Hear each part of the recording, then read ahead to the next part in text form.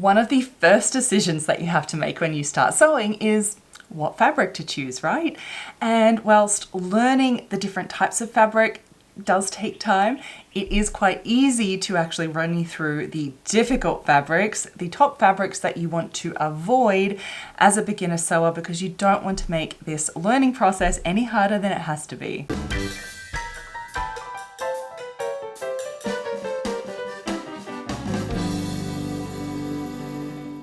Welcome back, my sewing friends. It is delightful to have you here again. If we are, in fact, meeting for the first time, welcome. My name is Evelyn Wood and I'm the creator of VintageSewingSchool.com. I have seen many thousands of sewing journeys through and my own sewing journey, and I can tell you pretty much it's almost guaranteed that at some point you'll pick a really horrible, difficult, silly, what we call silly fabric to start learning to sew with. Well, yeah, we all do it. That is okay. So we're talking about the fabrics that you want to avoid. And that's not, don't get me wrong. Don't get me wrong here. It's not that you can't use these fabrics at all, because they're probably the really pretty ones that you want to sew with, that you see in the shop and you think, but this is so pretty. It's that when you're learning to sew, or learning any skill for that fact, you want to be able to focus first on learning to sew, meaning learning your sewing machine, remembering to backstitch, learning about seam finishes, getting used to ironing, getting used to cutting out pattern pieces and pinning fabric together and sewing straight lines. Like, you want to focus on learning all of those things without having a really difficult fabric thrown on top that means you can't even practice those things because you're trying to deal with the difficult fabric, yeah? I think you get what I mean. So it always pays to start with easier fabrics to learn sewing, and think about difficult fabrics, what you might say, as an extra skill in itself is dealing with these types of fabrics that I'm going to talk you through. Now, learning about fabrics does take some time, but knowing which ones will be difficult is pretty easy to actually run you through. And FYI, I think the biggest problem that when we start sewing and we're picking our fabrics is that we go into it not knowing that these are difficult fabrics, and so we treat them just like it says. They're just like, just sew the seam and make it work. But the problem is that the fabric that we've chosen unknowingly needs a different needle type, needs a different needle size, needs different stitches entirely to actually make it work, and we just don't know this.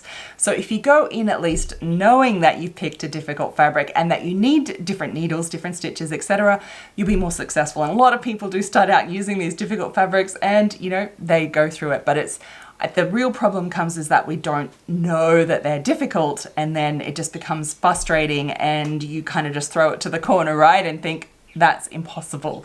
Let's not go there. All right, let's start with these 4 fabrics so that you don't maybe choose these ones by mistake, because I'll tell you about my silly fabric story that I picked when I was a beginner too after this. Okay, the first one is knits, i.e. stretchy fabric. So knitted fabric is actually a completely different type of fabric to what we call wovens. And I won't go into all the details in this video, but basically knits are your stretchy fabrics. So think anything stretchy, super slinky, stretchy, jersey that curls over on the edges here. I mean, how horrible is this? I think this is one we almost all do to begin with in knitwear, because you don't even realize you need different stitches, right? You probably picked this up thinking, I'll just make a basic t-shirt, sew it, and then you put it on, of course, and you stretch it and all of the stitches break.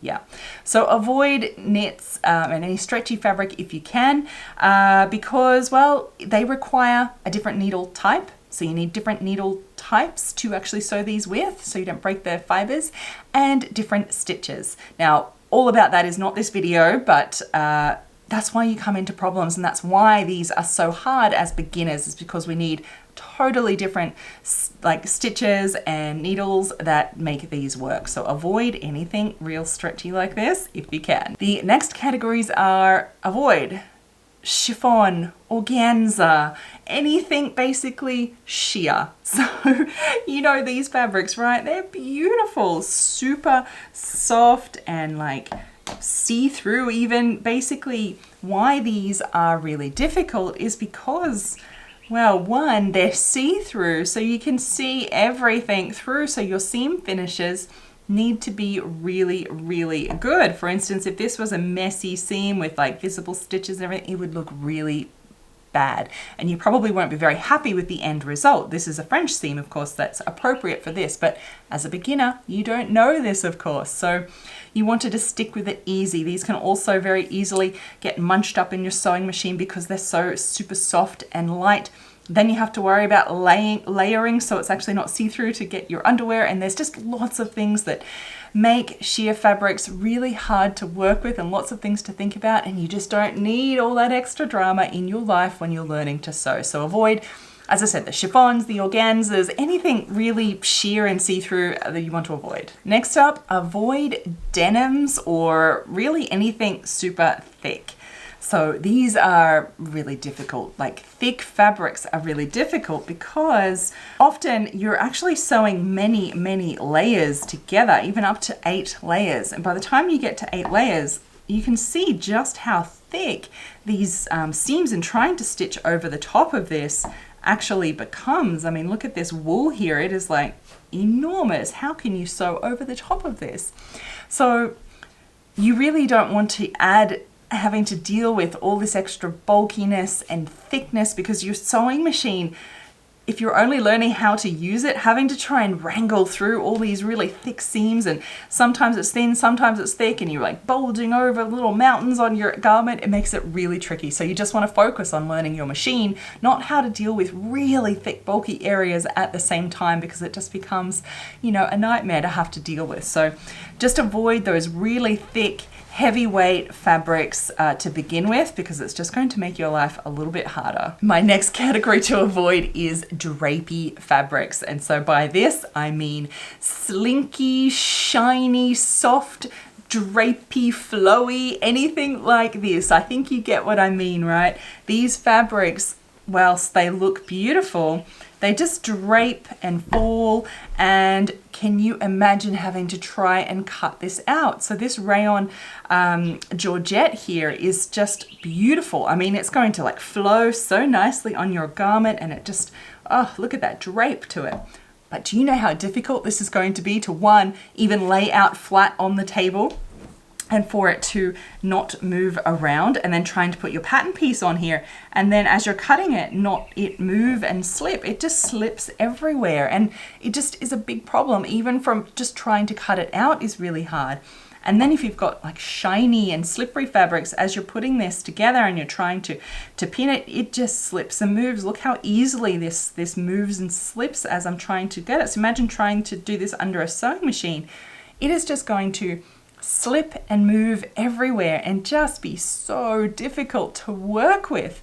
So you really want to avoid, you know, if you put it between your fingers and it just slips and slides like crazy, it's probably going to cause you problems. If you put it on the ground, like you do this, and it just falls into a lovely, beautiful little ball, like soft and drapey, probably means that cutting it out will be really, really hard, and it will be hard to manage too. So don't make your life any harder by picking those slinky, slippery, shiny, satiny kind of fabrics. You know, think chiffons, georgettes, satin.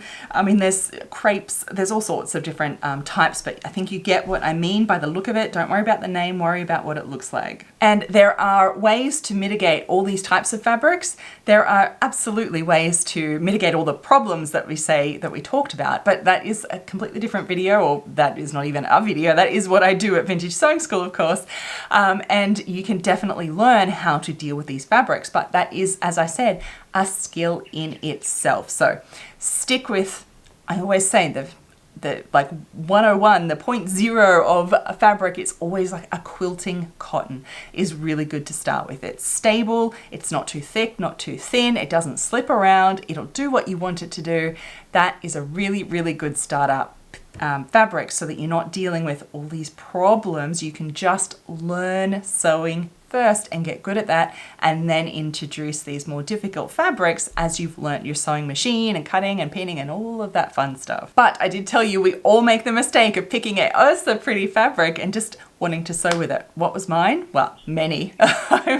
Definitely, we all do. And mine was, I remember, I think I was a teenager, and I was making an A-line skirt and I thought, oh, look at this stretch velvet. It even has little sequins glued on it. Oh, it was so pretty.